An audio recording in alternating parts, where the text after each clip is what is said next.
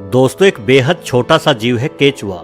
आपको शायद ज्ञात हो कि आदिकाल से ही ये छोटा सा जीव मिट्टी के अंदर रेंगते हुए मिट्टी को फोकी और भुरभुरी बनाता है, जिससे मिट्टी के अंदर नाइट्रोजन और पानी अच्छे से फैलता है। मिट्टी उपजाऊ होती है। उपजाऊ मिट्टी पर अधिक मात्रा में घास आदि उगती है। उस घास को खाकर असंख्य जीवों की भूख मिटती है। कई बार हम किसी बेहद ही बुरी प्रवृत्ति के इंसान की तुलना गिद्ध से कर देते हैं, लेकिन गिद्ध जंगल में सड़ रहे मरे हुए जानवरों को खाते हैं। सोचे यदि गिद्ध ना हो तो पशुओं के शवों का क्या होगा। शव सड़ेंगे, उनमें विषाणु कीटाणु जन्म लेंगे और पूरी दुनिया महामारियों की चपेट में आ जाएगी। कहने का मतलब यह है कि दुनिया का हर जीव प्राकृतिक संतुलन को बनाए रखने में अपना महत्वपूर्ण योगदान देता है।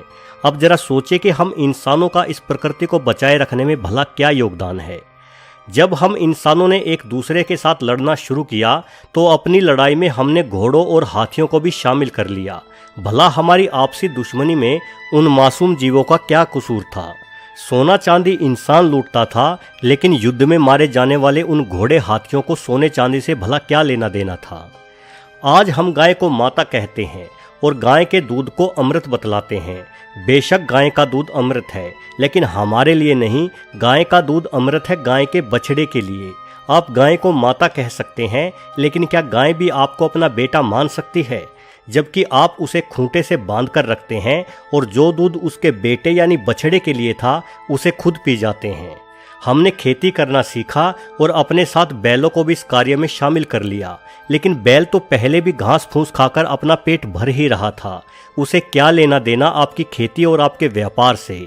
ऊपर से जब वो बैल बूढ़ा हो जाता, हल खींचने के लायक नहीं रहता, तो हम उसे कसाई के सुपुर्द कर दिया करते थे। हमने आवागमन के साधन के रूप में तांगों का प्रयोग शुरू किया। अब किसी को दिल्ली से लखनऊ जाना होता तो तांगे में जुड़ा घोड़ा उस तांगे को घसीट कर ले जाता, लेकिन दिल्ली के उस घोड़े को भला लखनऊ से क्या लेना देना। उसे तो ये भी नहीं पता होता कि उसे किस दिशा में जाना है। बस जिस दिशा में घोड़े की लगाम खींचकर उसके पीठ पर चाबुक बरसा दिए जाते, उसी दिशा में घोड़ा दौड़ लगा देता। वैसे वर्तमान में विज्ञान के दम पर हमने इंजन बना लिए हैं, जिस वजह से हमारे चाबुक को अपनी पीठ पर झेलने वाले जानवरों की दर में कमी आई है। लेकिन हमने ईंधनों के रूप में कोयले या डीजल आदि का प्रयोग शुरू किया और पूरे वातावरण को दूषित करना शुरू कर दिया। पहले हम कुछ जीवों को परेशान करते थे, अब हमने सभी जीवों का सांस लेना दूभर कर दिया। हमने अपने रहने की जगह को फैलाने के मकसद से जंगलों को उजाड़ना शुरू किया, जिससे करोड़ों जीवों का घर छिन गया। हमने उन नदियों को जहरीला बना दिया जिनसे ये मासूम जीव अपनी प्यास बुझाते थे।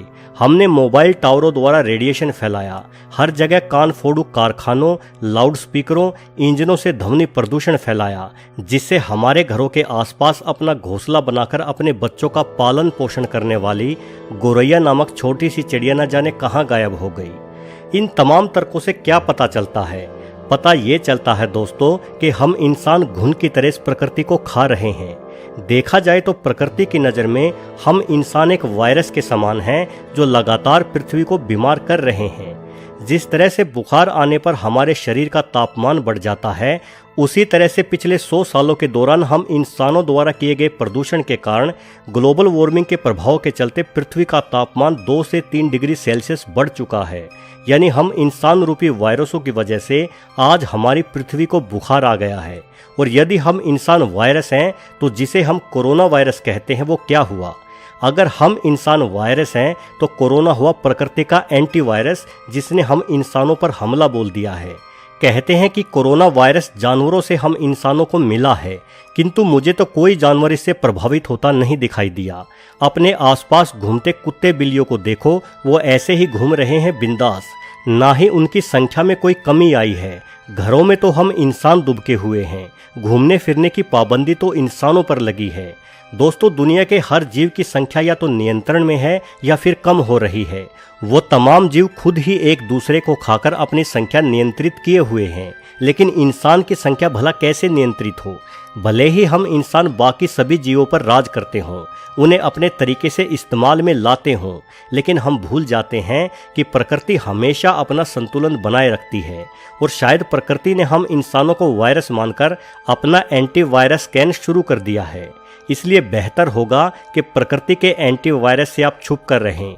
हम सबके घरों में दुबकने के कारण ही प्रकृति में कई आश्चर्यजनक सुधार होने शुरू हो गए हैं। अभी कुछ ही दिन बीते हैं लॉकडाउन हुए, लेकिन दुनिया भर में प्रदूषण और ग्रीन हाउस गैसों के प्रभाव में जबरदस्त कमी देखने को मिली है। BBC की रिपोर्ट के अनुसार इटली में प्रदूषण 60% कम हो चुका है। ऐसा पिछले कई दशकों में पहली बार हुआ है। न्यूयॉर्क शहर की हवा ग्रीनलैंड जितनी ही साफ हो गई है। भारत के सभी प्रदूषित शहरों की हवा भी अब उतनी ही साफ है जितनी पहाड़ों की हवा होती है। कारण सिर्फ एक है कि हम इंसान अपने घरों में बैठे हैं। आप रात को आसमान की तरफ देखना, आप महसूस करेंगे कि तारे पहले की तुलना में ज़्यादा चमकदार और संख्या में अधिक दिखाई पड़ रहे हैं। दिन के समय आप अपनी छत पर खड़े होकर देखोगे तो पाओगे कि अब आप पहले की तुलना में ज़्यादा दूर तक देख पा रहे हैं। इन सब का कारण प्रदूषण कम होना ही है और आने वाले दिनों में हवा और भी ज़्यादा साफ होगी।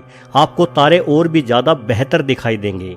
तब तक शायद खुद को साफ पाकर प्रकृति अपने एंटीवायरस प्रोग्राम को भी विराम दे दे। दोस्तों, कोरोना कहां से फैला, क्यों फैला और कब फैला, इन सब सवालों को आप अपने दिमाग से निकाल दें। आप सिर्फ ये मानकर चले कि ये प्रकृति का ही एक तरीका है, एक इलाज है उन जख्मों को भरने का जो जख्म प्रकृति को इंसानों ने दिए हैं। इसलिए आप लॉकडाउन का पालन करें, अनावश्यक घर से बाहर ना निकले और जहां है वहीं रहें। कुछ दिन ठहर जाओ, ये कोरोना खुद ही समाप्त हो जाएगा। इतिहास में अनेकों बार घातक महामारियां फैली हैं, कोरोना से भी बहुत बड़ी महामारियां। उनकी रोकथाम के लिए इंसानों ने अपनी ओर से भरसक प्रयत्न भी किए हैं, लेकिन मेरी जानकारी के हिसाब से वर्तमान में जो हमारी सरकार ने 21 दिनों के लॉकडाउन की घोषणा की है, उससे बेहतर और सार्थक प्रयास इतिहास में कभी किसी महामारी को रोकने के लिए नहीं किया गया। और ये प्रयास तभी सफल होगा जब सिर्फ सरकार ही नहीं, पूरा देश इसमें शामिल होगा। वीडियो को आखिरी तक पूरा देखने के लिए आपका बहुत बहुत धन्यवाद।